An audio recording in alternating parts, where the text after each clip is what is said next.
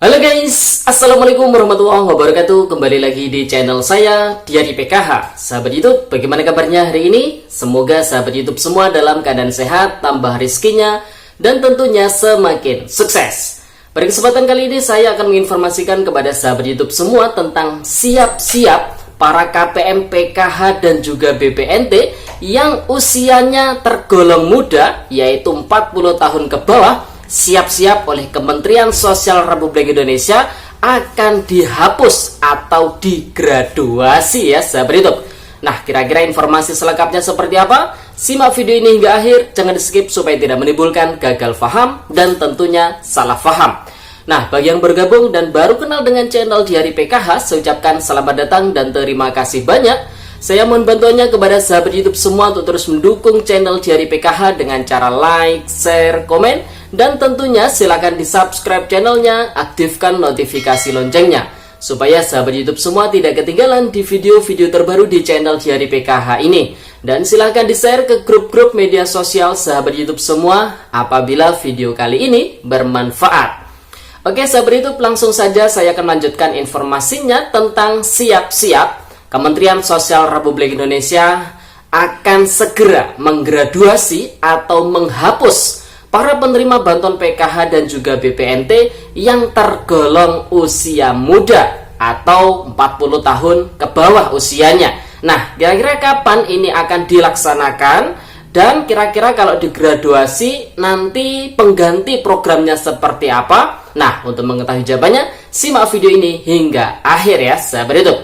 Nah, di beberapa hari yang lalu, Kementerian Sosial Republik Indonesia melakukan rapat kerja gabungan dengan DPR RI, kemudian dengan Kementerian Agama dan juga kementerian yang lainnya ya sahabat itu. Nah, berdasarkan hasil dari rapat kerja tersebut melalui website resmi Kementerian Sosial Republik Indonesia, Kementerian Sosial Republik Indonesia melakukan siaran pers ya, di mana hotline-nya di situ adalah Legislator apresiasi program Kemensos rehabilitasi kelompok rentan dan pemberdayaan KPM usia muda. Jakarta, 21 September tahun 2022, Komisi 8 DPR RI menyetujui pagu anggaran Kementerian Sosial Republik Indonesia di tahun 2023 mendatang, di mana Komisi 8 juga mendukung usulan penambahan anggaran yang diajukan Kementerian Sosial Republik Indonesia. Legislator juga mengapresiasi program pemberdayaan yang telah berjalan di Kementerian Sosial Republik Indonesia.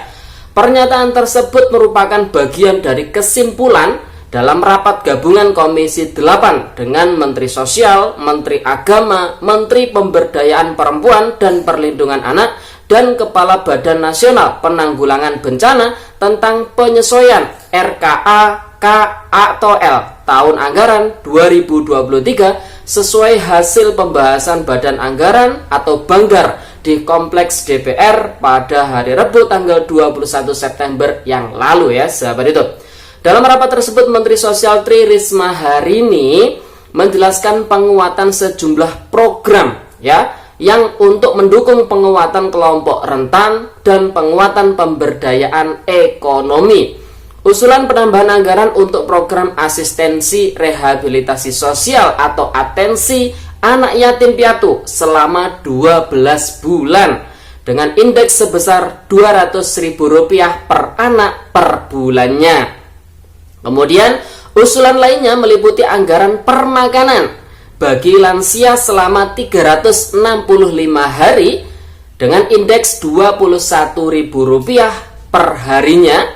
Kemudian permakanan bagi disabilitas selama 365 hari juga dengan indeks Rp21.000 ya sahabat itu. Jadi di tahun 2023 mendatang sudah positif anggarannya ini disetujui untuk bansos anak yatim dan juga bansos permakanan untuk lansia dengan kriteria 80 tahun ke atas, lansia tunggal, kemudian disabilitas berat tunggal ya sahabat itu. Nah, pada bagian lain, Kemensos juga mengajukan penambahan untuk pembangunan rumah sejahtera terpadu atau RST, kemudian juga untuk program pahlawan ekonomi Nusantara. Untuk anggaran Kemensos tahun anggaran 2023 mendatang akan dialokasikan untuk pemberdayaan penerima manfaat. Diharapkan melalui pemberdayaan tersebut, keluarga penerima manfaat atau KPM bisa segera keluar dari kemiskinan atau istilahnya graduasi ya sahabat YouTube. Graduasi anak-anak muda usia produktif di bawah 40 tahun dilakukan dengan diberikan pelatihan agar bisa bekerja. Kalau hanya diberikan bantuan sosial, itu hanya terbatas anggaran. Akan tetapi kalau diberikan bantuan Serling atau alat bantu misalnya, mereka akan jauh bisa mandiri dan berdaya, kata Mensos. Rapat dipimpin oleh Ketua Komisi 8 Ashabul Kahfi, didampingi para wakil ketua dan anggota yang hadir baik secara luring maupun daring. Hadir juga mendampingi Mensos, Sekretaris Jenderal, Direktur Jenderal, dan jajaran direktur, serta pejabat terkait di lingkungan Kementerian Sosial Republik Indonesia. Nah, jadi di tahun 2023 mendatang, anggaran dari Kementerian Sosial Republik Indonesia kurang lebih akan difokuskan ke program pemberdayaan, khususnya untuk para KPM, baik PKH, BPNT, ataupun KPM-KPM yang lain yang tergolong usianya masih muda atau 40 tahun ke bawah. Nantinya mereka akan diberi berbagai macam pelatihan, kemudian berbagai macam pemberdayaan tentunya, kemudian diberi alat peraga terkait dengan usahanya ya. Tentunya agar mereka segera berdaya dan bisa keluar dari kemiskinan atau istilahnya graduasi ya, sahabat itu. Nah, di sini sahabat YouTube semua tidak perlu menyalahartikan arti graduasi dengan dihapus. Jadi kalau graduasi itu memang dicoret atau dikeluarkan dari penerima bantuan sosial, namun dengan sebab ya, sebabnya itu karena dia sudah sejahtera. Makanya istilahnya ada program pemberdayaan kelompok rentan ini ya, sahabat itu. Dalam kesempatan tersebut, Ketua Komisi 8 Ashabul Kahfi juga membacakan kesimpulan rapat berikutnya, yakni terkait dengan pentingnya memastikan bantuan langsung tunai atau BLT BBM bisa disalurkan dengan memastikan situasi tetap kondusif ya sahabat YouTube. Kemudian suasana rapat kerja gabungan berlangsung lancar dan konstruktif. Secara umum legislator menyampaikan apresiasi atas terobosan yang dilakukan Mensos. Bahkan hampir semua perwakilan fraksi menyatakan dukungan terhadap program Kementerian Sosial Republik Indonesia.